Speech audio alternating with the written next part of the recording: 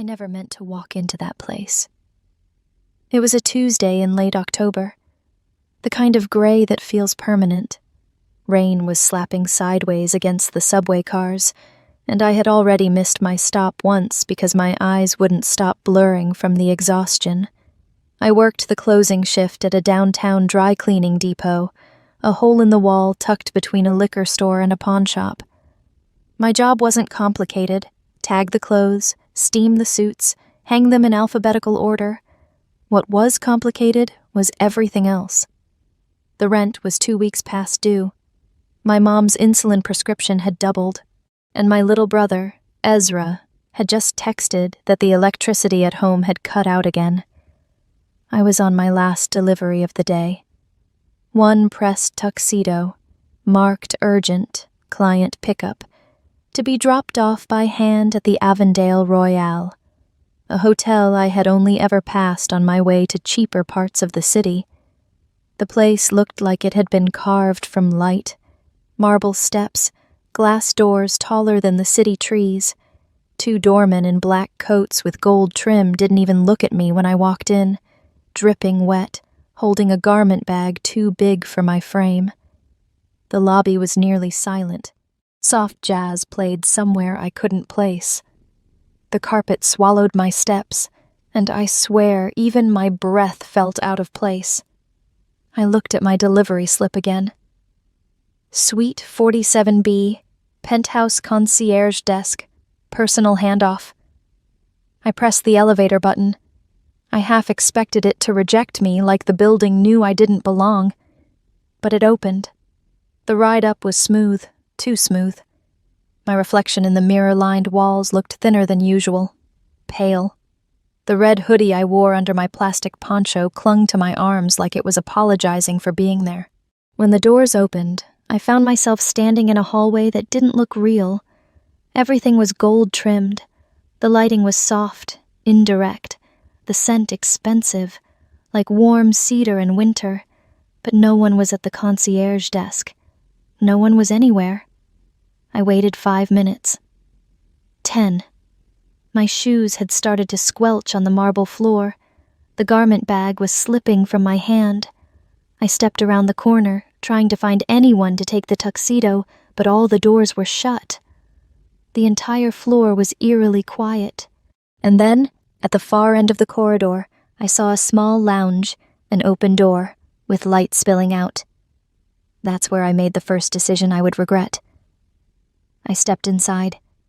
I told myself it was just to stay dry, just to wait, just to breathe for a second. I didn't know the room had motion-activated security. I didn't know it was one of the few VIP lounges monitored 24/7. I didn't know I was about to be seen. And most of all, I didn't know who would be watching. The first thing I noticed was how warm it was. Not just heated, but designed to feel like a place untouched by weather or time. The walls were paneled in dark oak, lined with books I was sure no one had opened in years. A single leather armchair sat beside a low marble table, next to a tray with 2 crystal tumblers, empty, pristine, not even watermarked. It didn't look like a waiting room. It looked like someone had tried to recreate silence itself. I stood just inside the doorway, dripping onto the hardwood floor. A soft carpet stretched out under my feet like I'd stepped onto something sacred. I hesitated. But the sound of thunder cracked through the window behind me, and my shivering legs made the decision for me. I stepped further in. There was no camera that I could see, no signs, just a low hum somewhere in the walls, HVAC, maybe, or security systems I wasn't smart enough to notice. I told myself it would be 30 seconds, just long enough to wipe the rain from my face, squeeze the water from my sleeves, maybe use the paper towel I kept balled in my bag to dry the tuxedo cover. I set the garment bag carefully on the arm of the chair. I unzipped my poncho and peeled it off like skin, cold and limp in my hands. My red hoodie underneath was soaked through. It clung to me in ways that made me suddenly conscious of my own body, something I usually didn't have the luxury of thinking about. I remember looking over my shoulder. Once. Just once. And when I didn't see anyone, I pulled my hoodie over my head, careful, fast, just to get it off. My tank top underneath was thin, almost transparent from the rain, but at least it wasn't dripping. I reached into my bag for the spare shirt I kept for emergencies, white, plain, wrinkled from being shoved under books and receipts. I stood there, in the stillness of that impossible room, unsure if I was being reckless or just surviving. Maybe both. The silence was too complete. The air felt watched, but I couldn't explain why. I told myself I was being paranoid, just tired, just cold. But there was a strange weight in the air, like I had walked into someone else's story without meaning to. I slid the clean shirt on, buttoned it clumsily with damp fingers, and as I ran the towel gently over my hair, a quiet voice in the back of my mind whispered something I'd later wish I had listened to. You shouldn't be here. But the damage had already been done. Not in the way you might expect, not in anything I did or said or touched, but in the fact that I thought no one had seen. The shirt clung a little less than the hoodie, but it was still damp around the collar. I sat down for a moment on the edge of the leather chair, careful not to leave a stain. My fingers were still trembling slightly from the cold. Or maybe from something else. I didn't know. The room was so still it almost didn't feel real. A space like that, dim, elegant, undisturbed, had no business holding someone like me. My backpack slumped at my feet, a cheap canvas thing I'd stitched 3 times. It looked like a wound against the polished floor. I started to reach for the tuxedo again when a small red light caught my eye. Just a flicker. High in the far corner of the room. I squinted. Could have been an exit sensor, or a motion detector. I didn't think much of it. In my world, cameras were part of the background. At the corner store, at the laundromat, at the apartment complex stairwell where someone once mugged my neighbor for a food stamp card. You got used to being seen without being acknowledged, so I didn't notice.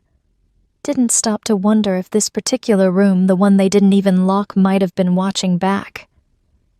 If I had, maybe I would have buttoned the shirt faster. Maybe I would have stood further from the light. Maybe I would have kept the hoodie on, wet or not. But I didn't. And somewhere, beyond the silence, beyond the rain, a live feed blinked on. Quiet, clean, high definition, streaming me to someone I didn't even know existed yet. I wasn't supposed to be watching the cameras that night. It wasn't part of my job anymore. Not really. I hadn't done routine operations in years. That's what the team was for. Protocols, managers, systems that were supposed to run without me.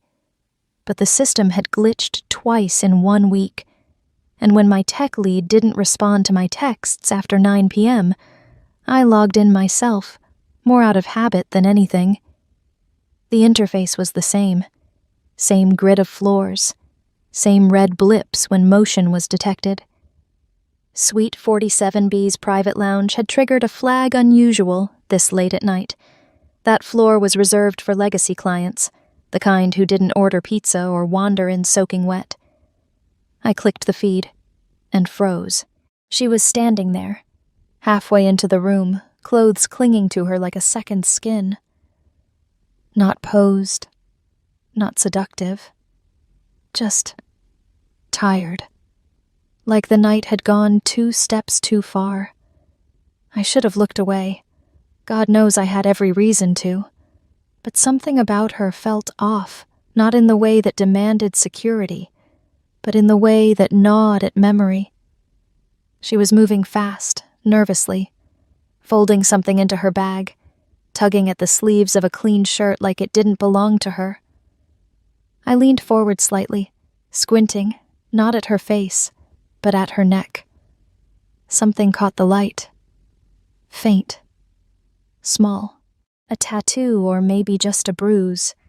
But the shape of it, that outline, no, it couldn't be. I reached for the keyboard, paused the frame. It was blurry, but not enough to lie. A small symbol, tucked just beneath her collarbone, barely the size of a quarter. A circle, intersected by a diagonal branch. My breath stilled. I had seen that mark before. Once, years ago, and only on one person. I didn't move, not for a full minute. The image stayed on screen, frozen at that exact frame, her head bent, arms mid-motion, damp hair clinging to her cheek. There was nothing staged about it, nothing aware. She wasn't performing for anyone. She didn't know she was being watched. That's what stopped me. It wasn't her body. I've seen enough to be numb to that. It was her face. More specifically, it was the absence of anything performative in it. No tension in the jaw, no tilt of the chin. Just exhaustion. And that mark, that impossible mark. I hadn't thought about it in over a decade. Not since the last time I saw it, etched in pen on the inside flap of a notebook. My wife's notebook. The last one she carried into the hospital before she never walked back out. It was a design she came up with for a project she loved more than anything in the world. A personal emblem she used only for one thing: her outreach program for girls in shelters and foster care. The initiative ended with her. I buried the idea with her, too. No one knew about that mark but me. She never trademarked it, never put it online. It wasn't meant to be commercial. It was meant to be sacred. And yet, here it was, inked permanently into the skin of a stranger who had just accidentally walked into my building like she had nothing left to lose. The thought made my throat tighten. There was no protocol for this. I wasn't supposed to be watching the cameras. I wasn't supposed to feel this. But I didn't shut the screen. I watched her finish buttoning her shirt. She fumbled a little with the last two buttons. Then she sat. Just for a moment. Closed her eyes like she needed the room to hold her up. Then she stood again, picked up the tuxedo bag I now realized she had come to deliver, and left. Like it never happened. Like none of us would remember. But I would. Because for the first time in years, something got past the armor. Not desire, not guilt. But something quieter, like recognition. And in the pit of my stomach, a thought settled so fast it scared me. She's connected to her. She used to draw it in the margins of everything. Menus, receipts, envelopes she never meant to mail. A simple circle, cut through by a branch with 3 leaves. To anyone else, it looked like a doodle. But to her, it meant something. "It's a sparrow in flight," she once told me, tracing it on my palm during one of her chemo nights. But it's also a compass. For girls who've been lost so long, they don't know which way home is anymore. Her name was Elise, and she was the only person who ever made the penthouse feel like something warmer than glass and stone. Elise believed in grace, in second chances, in kids who never had a real start. She worked nights at the juvenile shelter long before we were married. She used her own paycheck to print brochures for a program she called North Sparrow, a mentorship system that quietly funneled funds, transportation, even therapy access to girls ages 10 to 17. No press, no photos, just connection. She wore the symbol on a silver pendant, said it reminded her why she got up in the morning. When she died, I couldn't bring myself to touch her desk for months. The pendant stayed sealed in a drawer until I packed it away. No one else knew what it meant. I never explained it to the foundation board when they offered to continue her work. I declined, shut it down, said we'd shift our focus. What I meant was, I couldn't look at it without breaking. So how did this girl, this stranger with tired eyes and trembling hands, have that symbol under her skin? Was she part of Elise's last outreach group? Someone she mentored directly? Or had the girl taken the design from somewhere else? A fluke? A copy? I didn't know. But what I did know, beyond any doubt, was that her presence wasn't random. She didn't know me, but something told me I knew part of her. And if Elise had met her, even once, she would have never forgotten. Neither would I. The voicemail came at 8:12 the next morning. I was hunched over a cracked countertop in our kitchen, trying to get the stove to click on. Ezra had school in 30 minutes and no breakfast yet. I didn't recognize the number, so I ignored it at first. But when I finally listened, the voice was calm, polite, and terrifyingly formal. "Miss Monette, this is Claire from Avondale Royale's executive office. Mr. Hart would like a brief word regarding an internal matter from yesterday evening. Could you return to the property at your earliest convenience?" No explanation. No details. Just enough professionalism to make my stomach turn. My first thought? I'd crossed a line. I replayed every second of the night before. The empty lounge. The brief moment of privacy I shouldn't have taken. The camera I'd maybe imagined, but now couldn't stop thinking about. I didn't have the luxury to ignore the call. People like me don't risk pissing off anyone with money or influence, especially when your name's tied to a delivery invoice they can trace. So I put on my cleanest shirt, washed my hair in the sink, told Ezra to take the emergency 20 in the cookie tin for lunch. Then I walked out, heart pounding like it had somewhere better to be. The subway ride was a blur. I kept checking my phone, as if they might call again and say it was a mistake. They didn't. The doorman at Avondale didn't ask questions this time, just nodded stiffly and waved me in like I belonged, which, ironically, made me feel even more like I didn't. I was directed to a private elevator. No buttons. No music. Just glass and silence and my own reflection staring back at me like, "What the hell are you doing here?" When the doors opened, the hallway was empty. Just a matte black door at the end, slightly ajar. I raised my hand to knock. It felt like knocking on consequence. I took a breath and stepped in. He was already standing when I entered. Tall, neatly pressed. The kind of presence that fills a room without saying a word. Not movie star handsome, but composed, controlled. Like nothing about him had been left to chance. His sleeves were rolled to the elbows. No tie, just a crisp white shirt and a look that made my breath catch without knowing why. "Miss Monette," he said, nodding once. "Thank you for coming."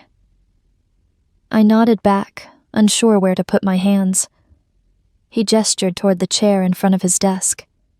I sat slowly, like I might break the leather. He didn't sit. He walked around the desk, leaned on the edge, folded his arms. The silence between us wasn't awkward. It was surgical, like he was giving me space to speak, but knew I wouldn't. "I'm not in trouble, am I?" I asked, trying to sound casual. It came out like gravel. "No," he said simply. "But something came to my attention yesterday. Something unusual." I blinked. He didn't continue, so I did. "If this is about the lounge," I said quietly. "I wasn't trying to look. It was raining. No one was there, and I thought it was just a break room. I didn't take anything. I didn't even sit down." "You did sit down," he corrected gently, "for about 20 seconds. My stomach dropped. There was a camera. I stared at him, trying to read his tone. Was this shame? Accusation? Curiosity? But instead of continuing down that path, he said something that knocked the air out of me. "That tattoo, just below your collarbone, where did you get it?" I froze. I hadn't even realized it showed. The shirt I wore was buttoned, but not all the way. The mark must have peeked out while I was adjusting my bag or shifting in the chair. I stiffened. "Why?" "Because I've seen it before," he said. "But only once." My mouth went dry. He didn't press, just waited, like someone used to people eventually filling silences. "I was 16, I finally said. "Got it in a bathroom, stick and poke. My mom had a sketch of it in one of her old journals. Said it meant stay alive, find home. I never asked where she got it. I just liked how it looked, like something that wasn't scared." His face changed. Not dramatically, just a shift, a crack in the smooth surface. "What was your mother's name?" he asked, softer now. I hesitated. "Celeste Monette." The name landed. Hard. He didn't react outwardly, but his shoulders pulled slightly inward, like a man absorbing more than he expected. "I knew her," he said. And suddenly I didn't know which part scared me more. The fact that he'd seen me when I didn't know it. Or the fact that he might have known her, long before I ever did. He stood up then, slowly, like whatever came next needed more weight than sitting aloud. Without a word, he crossed the room to a drawer in the tall oak cabinet behind his desk. I watched him unlock it, pull out a plain manila envelope, and hold it in both hands for a second, almost like he was deciding whether to hand it over. Then he did. "Take a look," he said, voice lower now, not cautious. Careful.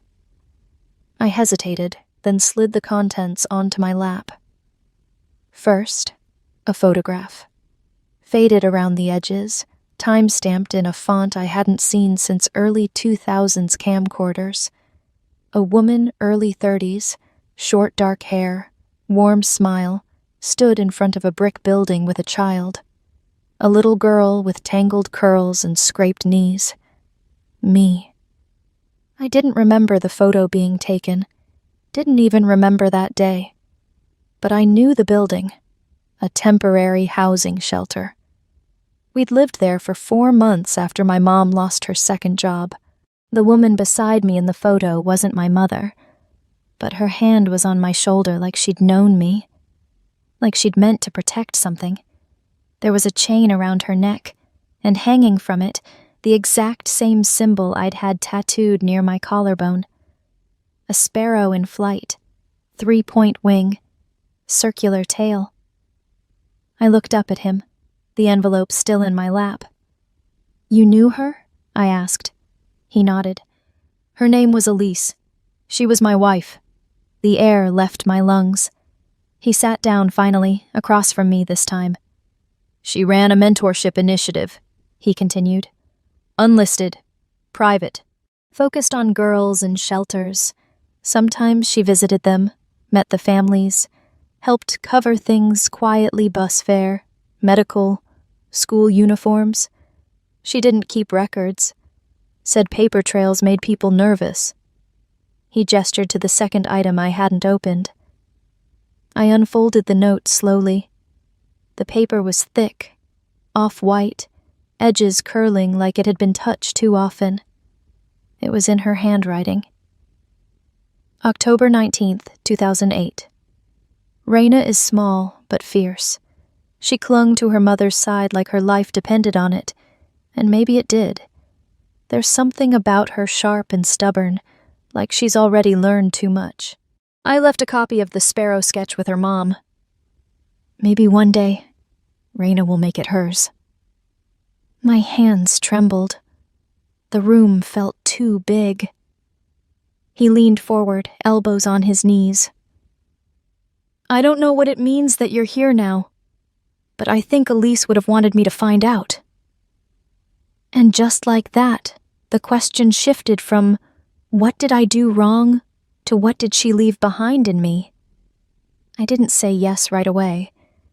I walked out of that office with the envelope clutched to my chest like it might disappear if I blinked. My hands didn't stop shaking for hours. The photo, the letter, her name. Elise felt like someone had yanked a string I didn't know was tied to my chest. That night, I sat on the floor of our living room while Ezra did his math homework on the couch, and I reread the letter under the dull light of our desk lamp. The words were so plain, so unpoetic, but they undid something in me. She clung to her mother like her life depended on it. She had seen me. Even then. I asked Ezra if he remembered the woman from the shelter. He didn't, but he said something I haven't stopped thinking about since. Sometimes the people who save you don't even stick around long enough for you to notice. The next morning, I went back to the Avondale. This time, I didn't wear my delivery uniform. I wore the closest thing I had to a clean button-up and the jeans without holes. No one stopped me at the door. Caleb was waiting in the same office, but his posture was different this time. Less formal. More unsure. Like he didn't know what version of me would walk in. I didn't sit. I stood there, envelope still in hand, and said, "What do you want from me exactly?" He didn't dodge the question. "I want to restart Elise's initiative," he said. Quietly, respectfully, with someone who understands what it meant. And I think that might be you. I laughed, but not out of humor. I steam suits for a living, I said. I know how to get red wine out of silk. That's it. He shook his head. You know survival. You know how to read a room. And you know what it means to carry something heavy without dropping it. I looked at the photo again. I saw a woman who hadn't just shown up to hand out donations. She had stood beside me, in it, briefly, but fully. I took a breath. I'll do it, I said, but not as a symbol, and not as a pity project. He nodded, slowly. Noted. That was the first real yes I'd said in years, not out of fear, not out of guilt, but because deep down, some part of me wanted to know who Elise thought I could become. We didn't talk much, at least not at first. Caleb wasn't the type to fill silence. He gave direction in short sentences, always precise, always measured, but never unkind. The work started small, cataloging old files from Elise's original project, reaching out to local shelters to see which ones still remembered her name, cross-referencing intake forms with funding receipts that had no real system, because Elise had operated on instinct, not bureaucracy. I spent the first 2 days behind a desk in a conference room that smelled faintly of lemon oil and old paper. I read letters she had written by hand, notes in the margins with hearts next to certain names. Some of those names matched the scribbles I remembered from my mother's old journals. I hadn't thought about those notebooks in years, but when I went home that night, I dug one out from a storage box we used as a makeshift coffee table. Page 12, right there between a grocery list and a prayer in Spanish, was the sparrow sketch. She'd copied it almost exactly. The next day, I brought the page with me. Caleb didn't say anything when I slid it across the table. Just looked at it for a long moment, then folded it gently and placed it in a small wooden box on his desk. That's how it was with him. No grand speeches, no emotional outbursts, just small acts of recognition. At the end of the first week, he asked if I wanted coffee before we started. I said no, but appreciated the offer. The week after that, he saved me the last of the lemon scones from the break room, placed in a paper napkin without comment. By the third week, I realized I was starting to look forward to mornings. Not to him, exactly, but to the work, to the way he never asked me to be anything other than who I was, to the strange, steady rhythm of typing next to someone who didn't expect performance. He didn't flirt, he didn't praise, but he noticed things, like how I used my thumb to smooth the edge of every folder before filing it, or how I always checked the emergency exits in any room we entered. One afternoon, I caught him watching me as I double-checked a grant form for errors. His expression wasn't curiosity or admiration. It was something quieter, like recognition. And for the first time in a long while, I didn't flinch under it. It happened on a Wednesday, the kind of slow, rainy day where the city feels wrapped in wet wool. The inbox was quiet. We were reviewing volunteer profiles for the Sparrow relaunch. Mostly college students and social workers trying to pivot from burnout. Caleb had stepped out for a call, left his mug still steaming beside a half-marked spreadsheet. When he came back, I was staring at a profile photo of a girl who looked barely older than me, her intake notes full of foster moves and runaway flags. He sat down across from me, didn't speak right away, so I did. "I've never been in love," I said. He didn't blink, didn't shift in his seat. "Not really," I continued.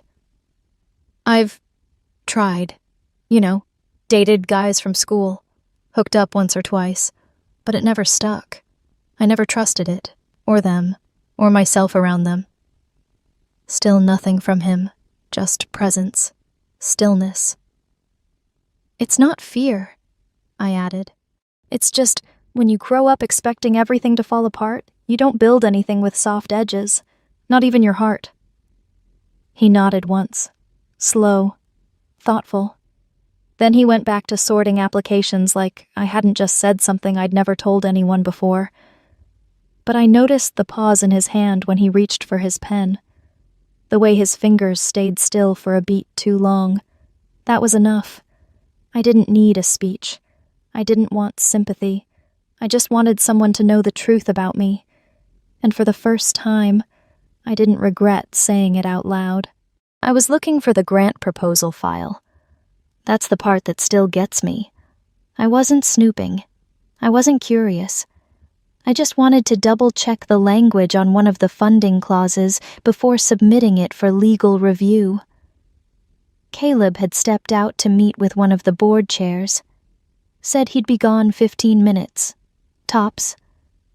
His office was quiet, as always. Clean lines, glass shelves, one muted abstract painting he never talked about. His tablet was unlocked. Normally, I wouldn't touch it. But the file we needed had been saved there earlier that morning, and he'd told me to grab whatever I needed. I tapped into the recent folder list. That's when I saw it. A thumbnail marked with only a date and time, no label, no title. The timestamp matched that night. The one I thought no one had seen. I stared at it for a few seconds, then tapped. The video loaded in silence. No sound. Just grainy security footage angled slightly from above, slightly to the left. Me, walking into the lounge, soaking wet, hesitant, folding my poncho, sitting down, pulling off my hoodie. I froze. I could feel my heart thudding, not in my chest, but in my throat. My hand moved to the pause button, but didn't press it. I watched myself lean forward, adjust my shirt, wipe at the rain on my skin. Vulnerable. Exposed. I'd told myself that moment belonged to no one. But someone had kept it. Saved it. Watched it. My hands were shaking when I locked the screen and set the tablet down. Not in anger. Not yet. It was something colder. Like something sacred had been cracked open without permission. The door opened behind me a few minutes later. I didn't turn. He must have sensed it instantly. "Raina?" he said, voice tentative. I didn't answer. He crossed the room slowly. When he saw the tablet, still glowing faintly on the desk, I felt the air shift. "You saw it," he said. I turned then. My face was blank, too numb for rage. "You watched me," I said, barely a whisper. "Back then, and you kept it." He opened his mouth, but nothing came out. "You had this proof of me at my most undone, and you didn't say anything, not when we started working together, not when you handed me that photo. Nothing." His silence was too long, too loud. I stepped back. "I thought I was safe here." That's when his expression finally cracked. Regret, deep and raw. But I didn't want it. Not in that moment. Not after seeing myself as footage. Not after realizing I'd been a file in a folder on someone else's device. So I left. Didn't say another word. Didn't take the envelope. Didn't look back. He showed up at my building the next morning. No security escort. No umbrella. Just him, standing outside the rusted gate, looking like a man who hadn't slept. Maybe he hadn't. I didn't open the door. But I did go down. He didn't speak right away. Just watched me through the bars like he wasn't sure I'd come out at all. "I didn't share it," he said finally. "No one else saw it. I swear to you." "That's not the point," I replied. Rain had started to fall again. Thin, quiet, the kind that soaks in slowly. I stayed where I was, under the tiny overhang above the entry. "You should have deleted it," I said, softer now. "Or told me. Anything but hiding it." His face tightened, but he didn't defend himself. He just nodded, slowly. "You looked so raw," he murmured. "That night. Like the whole world had worn you down, but you still held yourself together. No," I cut in. "Don't make it poetic." He flinched, just a little. "You watched a moment that wasn't yours," I said. "And then you built a version of me in your head before you even asked who I was. I didn't want to scare you away.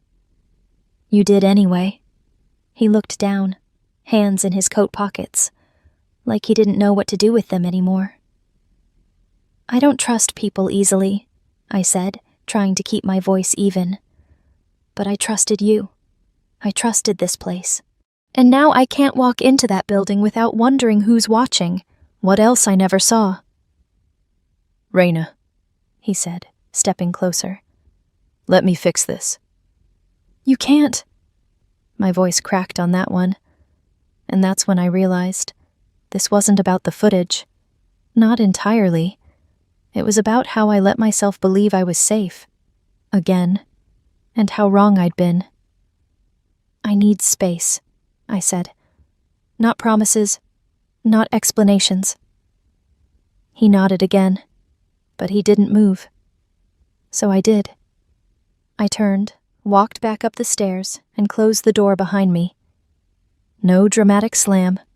Just quiet. And for the next 2 days, I didn't answer calls, didn't respond to emails, didn't open the project folders we'd been building together for weeks. I disappeared, because disappearing was the only defense I'd ever learned that worked. And for the first time since we met, Caleb didn't try to break through it. He let the silence sit. And I hated how much that hurt, too. I sat in my office with the lights off. The city buzzed outside the glass horns, wind, a siren somewhere far, but it all felt 1,000,000 miles away. I couldn't stop replaying the way she looked at me. Not angry, not accusing, just disappointed. And somehow that was worse. I told myself I watched that video because it mattered, because she mattered, because something in her reminded me of grace I'd lost. But the truth was simpler and harder. I watched because I could, because I had the power to look into someone's moment without their consent, because I hadn't asked myself what it cost her, because deep down, I wanted her to mean something before I even gave her the chance to choose whether she wanted to. And now she was gone. Just like Marin. Just like everyone else who had once made this office feel less cold. I thought I was protecting her by saying nothing. But silence, I'm learning, is often just another way of control. That day, she stepped into the lounge, wet from the rain, uncomfortable but brave. That wasn't just a moment on a screen. It was the beginning of something real. And now I'd reduced it to footage. A secret. A risk. And worse, I'd reduced her to someone who had to walk away just to reclaim her own agency. I didn't just violate her privacy. I'd violated the only honest thing that had entered my life in years. Raina didn't need my apology. She needed proof that I understood what I'd broken, and I had no idea if I still had time to give it to her. It started with a box I hadn't opened in 7 years. Marin's things. She hated clutter, so there hadn't been much. A journal, a broken camera, some old photos from her teaching days. I kept the box sealed, telling myself grief had no use for nostalgia. But that night, I opened it. Not because I missed Marin, but because I missed Raina. And somehow, something told me the two were connected. It wasn't just the tattoo, or the way she moved through a room like she was trying not to take up space. It was the necklace. The sparrow. Marin's necklace had carried that tiny sparrow pendant ever since I met her. She said it was a gift from one of her students' mothers, given after a year of mentoring a girl with a difficult home life. Said she never saw them again after the family moved. Said she kept the necklace as a reminder. Not every story she walked into had a clean ending. I found the photo in the bottom of the box creased, almost torn. Marin stood in a community garden, laughing, hair in a ponytail. Next to her, a girl no more than 11. Skinny arms, big eyes, curly hair. A little version of Raina. I didn't want to believe it at first, but I knew. Her eyes hadn't changed. There was a letter behind the photo, a thank you note in Marin's handwriting. She'd written it to herself, something she did sometimes when she didn't want to forget. It read, Raina, quiet but fierce, doesn't trust easily. But when she smiles, it feels like the world hasn't lost yet. If there's anything I do right in this life, let it be giving her one more year of hope. I sat there with that letter in my lap until the sun began to rise. The timeline made sense. Raina would have been in one of the shelter programs Marin volunteered at before we met. And if she'd moved, lost contact, she probably never knew, which meant she'd walked into my life by accident, but stayed because something in her felt drawn to what she didn't remember. She wasn't a symbol. She wasn't fate. She was real, and I had watched her through glass like a stranger. But she had been my wife's girl once, someone Marin believed in, protected, loved. That changed everything. I made a call to legal. Quietly. No questions asked.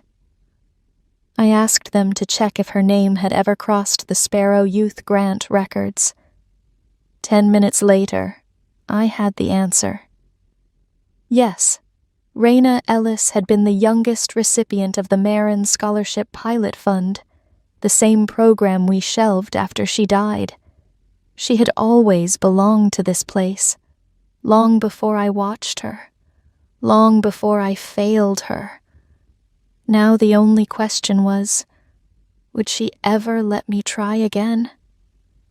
I didn't call, didn't text, didn't ask someone to find her. I just went to the one place I thought she might feel safe enough to breathe, Riverview Park. It was small, tucked between an old elementary school and a run-down library, the kind of park where no one made eye contact, and the only sounds were wind in the trees and kids too young to care about shame. I saw her before she saw me. She was sitting alone on a bench near the fountain, hair tied up, backpack at her feet, a book in her lap, but she wasn't reading, just staring ahead, quiet, still. I didn't approach right away. I stood back for a moment, reminding myself that just because I had something to say didn't mean she owed me her time. Then, slowly, I walked over. She didn't look up at first. Then she did. Her eyes narrowed, just slightly, not with fear, not even anger, just weariness, like someone tired of figuring out if people meant what they said. I sat down on the far end of the bench, left 2 feet of space between us, said nothing. For almost a full minute, we sat like that. The wind carried a leaf past my shoes. A bird landed, then flew off again. Then I placed the photo and the letter between us. She glanced down and froze.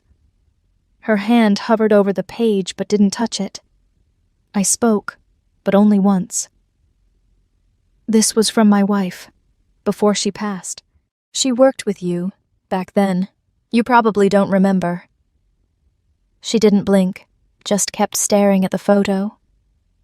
I didn't know when I saw you on that screen. I didn't know anything. And then I kept not knowing because I was afraid to ask.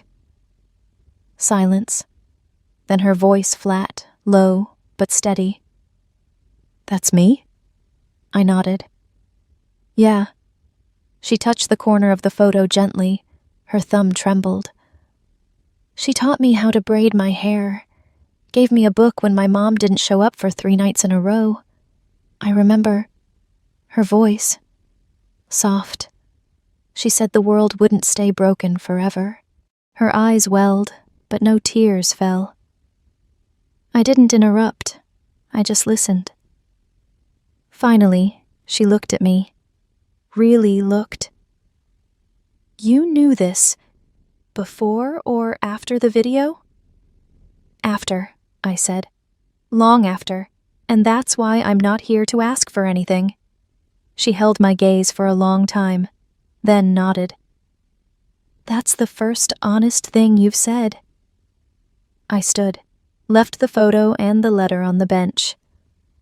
I just thought you deserved to know whose memory you've been carrying all this time. She didn't respond, didn't ask me to stay.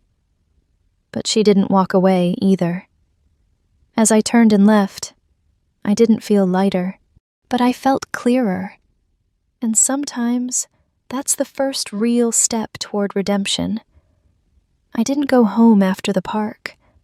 I walked. No direction, just moving, like my legs knew something my heart hadn't caught up to. The photo still in my pocket. The letter folded, but heavy. It was strange how something I hadn't remembered could feel more familiar than anything else in my life. Her face, her handwriting, the way she described me. Like I mattered. I had spent most of my adult life rewriting myself. New resume, new address, new version of me that didn't flinch when people raised their voice or asked where I grew up. But that letter cracked something. Because it meant someone had seen me before I even had the words to ask for help. And Caleb? He didn't beg. He didn't explain. He just gave me the truth and left me space. That silence did more for me than any apology could. For years I told myself that I was strong because I cut ties with my past. But walking through the city now, I wasn't sure that was strength. Maybe it was fear in disguise. I hadn't escaped my childhood. I had just hidden from it long enough to believe it couldn't find me. But it had. Through a necklace. Through a man I didn't expect to care. Through a memory I didn't know I'd left behind. I sat on the steps outside my building and stared at the sky. For once, I didn't feel ashamed of where I came from. I felt rooted, and I knew I wasn't done with him. Not yet. I was brushing my teeth when my phone buzzed the first time, then again, and again. By the time I wiped the foam from my mouth and picked it up, there were 15 messages. 3 missed calls. The first text was from a girl I hadn't spoken to in months. Is this really you? I didn't understand. Then came the link. Just a grainy thumbnail, but I recognized it instantly. My own body, half-turned, mid-movement. That moment, the moment from the lounge, now frozen into a still image. The caption? Hotel heiress or hired scandal. CEO's assistant caught in compromising moment. I dropped the phone. It hit the floor with a thud. For a few seconds, I couldn't breathe. I had spent weeks crawling out of the hole that moment had put me in. I had buried it behind silence, behind purpose, behind the work. And now, someone had dragged it back into the light. Twisted, stripped of truth. I picked up the phone again, refreshed the page. Already 10,000 views, already comments piling up, some laughing, some accusing, some worse. It was everywhere within an hour. Blog posts, reaction videos, Twitter threads, not the whole footage, but enough. Blurry, but not enough to protect me. The hotel name was blurred. My face wasn't. That's the part that cut the deepest. I paced the apartment. Panic morphing into nausea, then into something harder. Anger. Because I hadn't given anyone that video. I hadn't even known it existed until the day I found it by accident. Which meant someone kept it. Someone leaked it. And I only knew one person who ever had that file. The knock came 20 minutes later. Caleb. Hair slightly messy, shirt untucked, face pale in a way I'd never seen. He didn't speak at first, just held out a folded document. I didn't take it. What is it? I asked. Proof, he said quietly. That I deleted it, legally, permanently. It's notarized. Signed. I don't know how this got out. I swear to you, Raina, I don't. The ache in my chest was loud. I didn't think you'd let it exist long enough for someone to steal it. His jaw clenched. You're right. I shouldn't have. He sat down on the edge of the couch like the weight was too much. I made one copy. One. On a private drive. I thought I had wiped everything. Clearly, I was wrong. I looked away. The room was spinning. It wasn't just about the image. It was about everything it brought back. Shame, exposure, that feeling of being watched, judged, misunderstood. Again. Why didn't you tell me there was a copy? I asked. He hesitated. And in that pause, everything fell apart. The press conference wasn't Caleb's idea. It was mine. Because for the first time in my life, I was done being explained by other people, by rumors, by footage, by cropped headlines and out-of-context stills. This time, I would speak for myself. We stood behind the podium together, bright lights in our faces, a half-dozen microphones stretched toward our mouths like waiting jaws. Caleb spoke first. Calm, clear. No PR gloss, no legal disclaimers. My name is Caleb Whitmore. I'm the CEO of the Halcyon Group, and I'm responsible for the environment that allowed a private moment to be recorded and then lost. Gasps, flashbulbs. He didn't flinch. I failed to protect someone I brought into this building, and that's not just an HR problem. That's a moral one.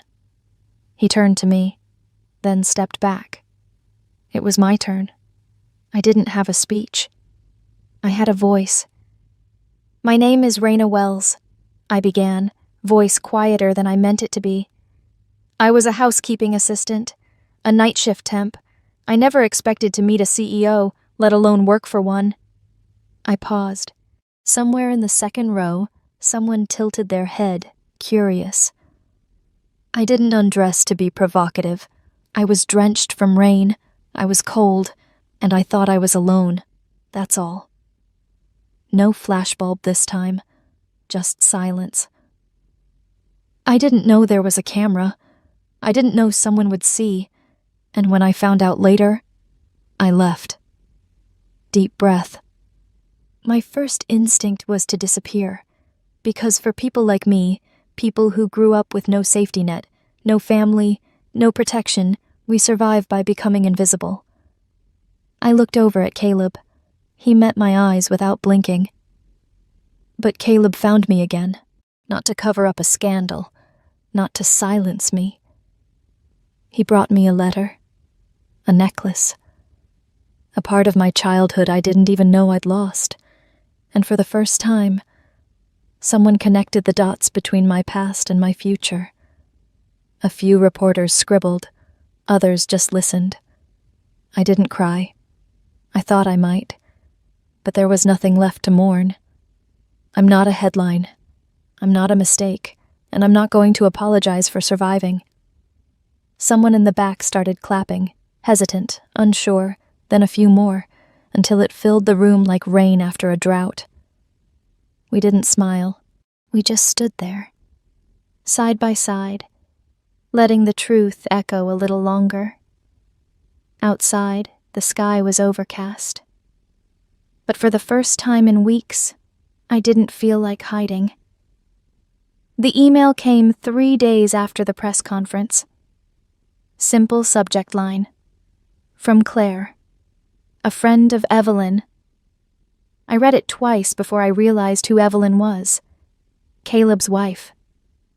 The woman whose name was still whispered with reverence in certain corners of the city. Not because she was a socialite, but because she used to be a teacher, a reformer. The kind of woman who started things that outlived her. I hesitated before opening the message. Inside was only a paragraph. Raina, I've followed what happened, quietly, respectfully. And I recognize something I haven't seen in a long time. Evelyn spoke about you once.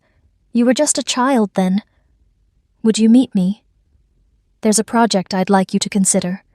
It's time to continue something she never got to finish. There was no pressure, no flattery, just the offer of something solid and strangely personal. When I met Claire 2 days later, I was still skeptical. She welcomed me into a sunlit office in a restored school building downtown. Her hair was silver, her presence calm like weathered stone. I don't want to fix your life, she said, without preamble. I want you to lead something. She showed me plans, a mentorship program for girls aging out of foster care, most of them forgotten by every system meant to help them, the kind of girls I used to see in the mirror. There's funding, she continued. There's space. But what we don't have is someone who understands them from the inside out. Evelyn thought that might be you, even then. I didn't answer right away. Something inside me was both terrified and wide awake. I'm not a symbol, I finally said. Claire smiled gently. No, you're a beginning. I almost didn't go. The night before the launch, I sat on the edge of my bed staring at the invitation card. It was simple cream cardstock, serif font, no photos, just my name at the bottom, listed as Program Director, Sparrow Rise Initiative. I wasn't used to seeing my name tied to anything permanent, but something in me had shifted, not because the internet had moved on, not because Caleb had forgiven me, or because I'd forgiven him, but because I finally believed I had something to give that wasn't tied to my survival story, something forward-facing.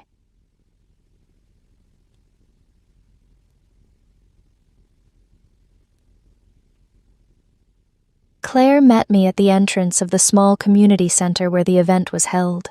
No red carpet, no news vans, Just rows of folding chairs and girls with guarded eyes. I recognized their expressions. I used to wear them. When she handed me the mic, I didn't have anything rehearsed. So I told the truth. I used to believe that silence was strength, I began. That if I could stay quiet long enough, the world would forget I didn't belong. A few of them looked up. I kept going. I used to clean hotel rooms. Then one day, I made a mistake. I thought I was alone. I wasn't. That mistake became a video. That video became a scandal. And suddenly, people had opinions about a woman they'd never met. I paused, feeling my hands tremble slightly. I wanted to disappear. Again. But someone didn't let me. Someone gave me a letter and a necklace and a truth I didn't know I'd been waiting for. Now the room was still. I'm not here because of a man. I'm here because I didn't stop walking, even when the road looked like shame. Then I looked at the girls in the front row, some of them barely 17. I don't want to save you, I said, voice steadier now. I want to see you. I want to build something that will outlast my name. Something that started as pain and became purpose. Claire smiled at me from the side, and I realized this wasn't the beginning I had dreamed of. It was better, because I didn't choose it. It chose me. That night, after the launch, I walked out into the chill air and found Caleb waiting beside his car. No driver, no security, just him in a dark coat, hands in his pockets, like he'd been standing there for hours. We hadn't spoken since the press conference. I'd seen him watching from the back of the room earlier, never once trying to interrupt, never stepping forward. Now, under the streetlight, he looked different. Less like a man who built towers. More like one who finally understood what it meant to have something to lose. You didn't need to come, I said. He nodded. I didn't, but I wanted to. We stood in silence for a beat. Then he reached into his coat and pulled out a small velvet pouch. I kept something, he said. Not as a secret, as a promise. He handed it to me. Inside was the necklace, the little sparrow pendant I'd only seen once years ago, in a blurry photo inside a yellowing envelope. Now it rested in my palm, warm from his touch. She wore this the day she left, he said, voice low. She told me the sparrow was about survival, that even the smallest things still fight the wind. I looked up. You don't owe me this, I said. I know, he replied, but I think it belongs with the person she once believed in, even before I did. I closed my fingers around the necklace. It was heavier than I expected, but it didn't feel like a burden. It felt like something returned, something forgiven. Why now? I asked, softly. He gave a tired smile. Because every time I looked at it, I kept thinking maybe love was about preserving something, but I think she would have wanted me to pass it on. I didn't say thank you. That didn't feel like enough. So instead, I unclasped the chain, reached behind my neck, and fastened it for the first time.